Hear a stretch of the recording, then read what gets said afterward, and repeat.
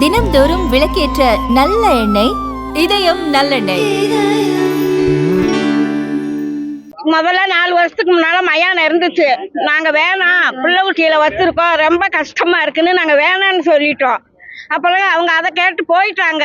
இப்போ வந்துகிட்டு என் பிள்ளைங்க நாங்க மறுபடியும் மயானம் வைக்கணும்னா எங்க பிள்ளை எங்க போகுங்க?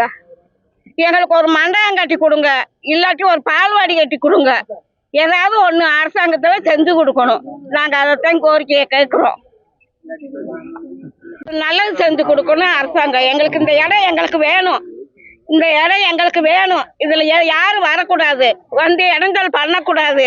எங்களுக்கு நல்லது செஞ்சு கொடுக்கணும். போராட்டம் பண்ணுவேன்னு என் பிச்சை என் பேரு. ஏன்னா இங்க வந்து தாத்தா பாட்டில இருந்தவங்க. இது 5வது தலைமுறை. 5வது தலைமுறை இருந்து வாழ்ந்துருக்காங்க. இது பக்கத்துல வந்து சுடுகாடா இருந்துச்சு, இல்லைன்னு அது வந்து இருந்துச்சு. இப்ப எரி மையானம் வந்துருச்சு. லட்சக்கணக்கான பேர் அங்க எரிக்கிறாங்க. இங்கக்குள்ள வந்து 2 தெரு இருக்கு. 2 தெருவில் ஒரு தெருவுக்கு வந்து 50 பேர் 50 பிள்ளை இருக்குங்க. ஒரு பால்வாடி எதுவுமே கிடையாது. ஒரு பால்வாடி எதுவுமே கிடையாது. ஒரு பால்வாடியை கட்டி கொடுங்க. ஒரு சுகர் பேஷண்ட் நிறைய இருக்காங்க. ஒரு நல்ல ஒரு கீழே ஒரு தளத்தை போட்டு கொடுங்க. அந்த சுகர் பேஷண்ட் சுற்றி நடந்துக்கிடுவாங்க. ஒரு விளையாட்டு மைதானம் சின்ன பிள்ளை விளையாடுற மாதிரி அமைச்சு கொடுங்க. இது வந்து அரசு இதை எடுத்து பொறுப்பேற்றி நடத்தி கொடுக்கணும். இவ்வளவுதான். இல்லை பழையபடி இது சுடுகாடாகிறதுக்கு இங்கே விட மாட்டோம். அவ்வளோதான், வேற ஒன்றும் இல்லை. இங்கே வந்து நாங்கள் வந்து எங்கன்னா லட்சக்கணக்கில் போட்டு எங்களுக்கு அதை கட்டி கொடுங்க, இதை கட்டி கொடுங்க கேட்குறேன். சொல்லுங்க பார்ப்போம். வேற ஒன்றும் இல்லைல்ல. ஒரு மனிதன் என்ன தேவை, அந்த தேவையத்தையும் கேட்குறோம். அந்த தேவைக்கானது இங்கே நீங்கள் யாருமே கொடுக்க மாட்டேன்றாங்க.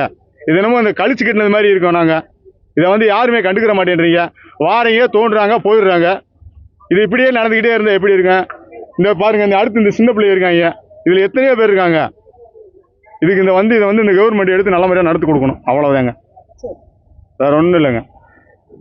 தேனி மாவட்டம் தேனி அலிநகரம் நகராட்சிக்கு உட்பட்ட 29வது வார்டில் இருந்த அரசு புறம்போக்கு நிலத்தை கடந்த 2023ஆம் ஆண்டிலிருந்து அந்த இடத்தை இந்த பகுதி மக்களுக்கு அடிப்படையான கட்டமைப்பு வசதிகளை செய்து தர வேண்டும் என்று இந்த பகுதியில் இருக்கிற பொதுமக்களும் இளைஞர்களும் தொடர்ந்து கோரிக்கை வைத்து வருகிறோம்.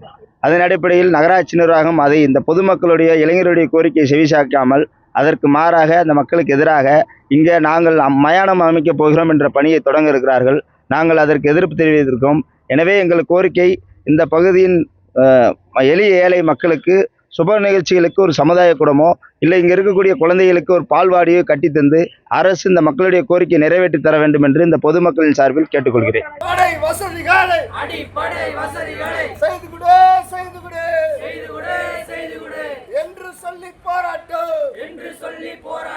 பள்ளி வாசல் மக்கள் சார்பாக போராட்டம் போராட்டம் போராட்டம் போராட்டம். நகராட்சி நிர்வாகமே யாரை காக்க நிர்வாகம், யாருக்கான நிர்வாகம்,